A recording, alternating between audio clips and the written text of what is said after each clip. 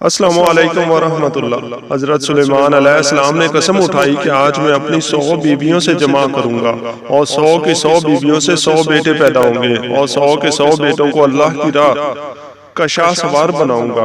یہ اگر ہوتا تو معجزاتی طور پر ہوتا، ورنہ یہ تو ایک رات میں کسی کے لیے ممکن نہیں ہے۔ حضرت سلیمان علیہ السلام کے بارے میں حدیث بخاری میں آتا ہے کہ اور قرآن کریم میں بھی یہ واقعہ موجود ہے کہ وہ اللہ کی راہ میں جہاد کرتے تھے تو جہاد میں گھوڑوں کی ان کی ساری چیزوں کی ضرورت ہوتی ہے۔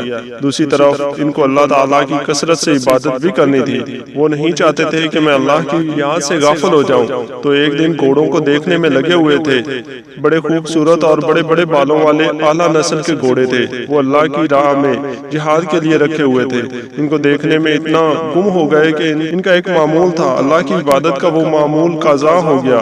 ان کو بڑا افسوس ہوا۔ یہ دنیا داری میں اتنے مشغول ہوئے کہ اللہ تعالیٰ کی یاد سے غافل ہو گئے۔ حالانکہ یہ دنیا داری اللہ ہی کے لیے تھی، تو اٹھ کے سب گھوڑوں کو ذبح کر دیا۔ لیکن پھر احساس ہوا کہ جس مال کو میں نے ذبح کر دیا وہ تو جہاد کے لیے تھا، اب جہاد کیسے ہوگا؟ پھر ماتحت جو آپ کے فوجی تھے وہ بھی تو بنی اسرائیل کے تھے، ان کی بھی ٹینشن تھی کہ کسی کو عذاب میں ڈالنا ہو، 4 آدمیوں کا امیر بنا دوں، پھر دیکھوں وہ اس کو کیسے غم دیں گے۔ حضرت سلیمان علیہ السلام نے جب گھوڑے بھی کاٹ دیے اور ٹینشنیں بھی چل رہی تھیں تو حضرت سلیمان علیہ السلام نے فرمایا، اے اللہ، میں اپنی 100 بیویوں کے پاس جاؤں گا، ان سے 100 بیٹے پیدا ہوں گے اور 100 کے 100 بیٹوں کو اللہ کی راہ کا شاہ سوار بناؤں گا۔ میرے اپنے خاندان کے 100 بیٹے محاذ جنگ میں لڑیں گے تو انہوں نے کہا، اے اللہ، میرے 100 بیٹے پیدا ہوں اور وہ اللہ کی راہ میں مجاہد بنیں گے۔ تو انہوں نے قسم اٹھائی کہ آج میں اپنی 100 بیویوں سے جمع کروں گا اور 100 کی 100 بیویوں سے 100 بیٹے پیدا ہوں گے اور 100 کے 100 بیٹوں کو اللہ کی راہ میں جہاد کے لیے بھیجوں گا۔ لیکن جب انہوں نے یہ کہا تو انشاءاللہ نہیں کہا۔ اب یہ بھی بہت بڑا دعویٰ تھا کہ ایسا ہوگا، پھر 100 بیٹے پیدا ہوں گے اور 100 بیٹوں کو اللہ کا شاہ سوار بناؤں گا۔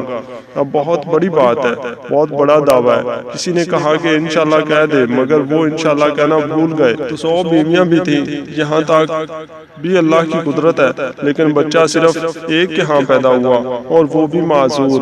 ان کی جو بادشاہت کی کرسی تھی اس پر دائی نے لا کے بچہ دیا اور وہ بھی معذور تھا۔ تو اس وقت سلیمان علیہ السلام کو خیال ہوا کہ مجھ سے کوئی غلطی یا اللہ کی طرف سے کچھ سزا ملی ہے۔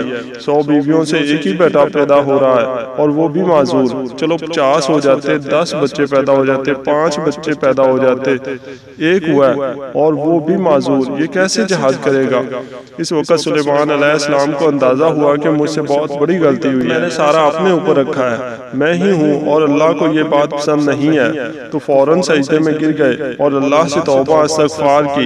صحیح بخاری میں اس حدیث کو اس طرح بیان کیا گیا ہے، رسول اللہ صلی اللہ علیہ وآلہ وسلم نے فرمایا کہ سلیمان بن داؤد علیہ السلام نے فرمایا، آج رات میں اپنی 100 بیویوں کے پاس جاؤں گا اور ہر بیوی ایک ایک شاہ سوار چنے گی جو اللہ تعالیٰ کے راستے میں جہاد کریں گے۔ ان کے ساتھی نے کہا کہ انشاءاللہ بھی کہہ دیجئے، لیکن انہوں نے انشاءاللہ نہیں کہا، چنانچہ صرف ایک بیوی حاملہ ہوئی اور اس کے بھی آدھا بچہ پیدا ہوا۔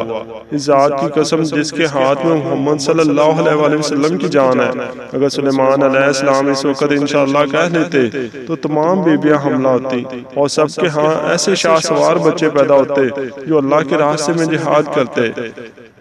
رسول اللہ صلی اللہ علیہ وآلہ وسلم نے فرمایا، 2 عورتیں تھیں اور ان کے ساتھ ان کے 2 بچے بھی تھے۔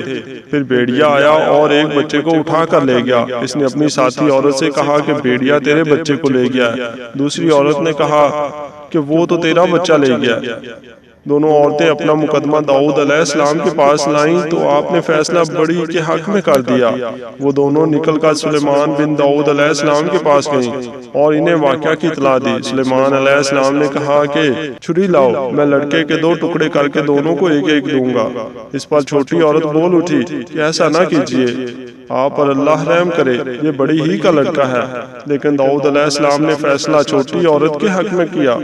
ابو ہریرہ رضی اللہ تعالیٰ عنہ نے کہا کہ واللہ میں نے سکین چھری کا لفظ سب سے پہلی مرتبہ حضرت محمد صلی اللہ علیہ وآلہ وسلم کی زبان سے اس دن سنا تھا، اور ہم اس کے لیے اپنے قبیلہ میں مدیتا کا لفظ بولتے تھے۔